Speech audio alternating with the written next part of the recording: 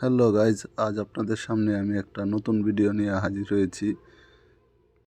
এই বয়লার মেশিনটার মালিক সকালে আমাকে ফোন দিয়ে বলল যে ভাই, আমার বয়লার মেশিনটাতে স্টিম বাহিরে চলে আসে কেন। তারপর দেখেন আমি আসছি, আয়সা দেখি এই যে বয়লার মেশিনের যে ডালাটা এটা খুললাম।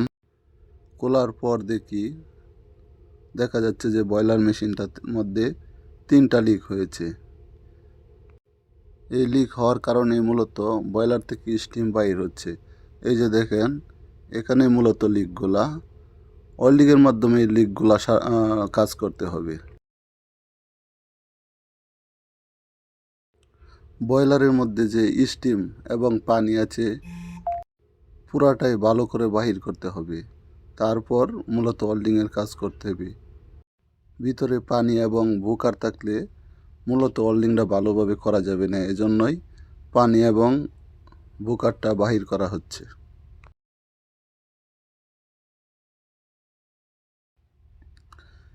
এখন ওয়েল্ডিংয়ের কাজ করা হচ্ছে।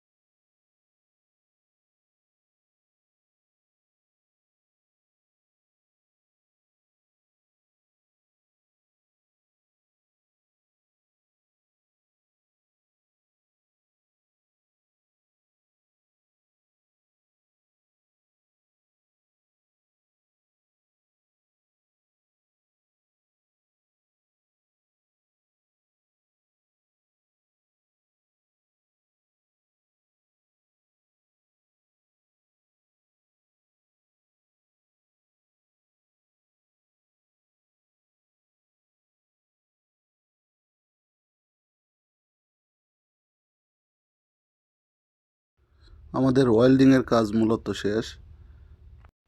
এখন আমরা বয়লারের ডালাটা লাগিয়ে আমরা বয়লারটা চালু করে দেব।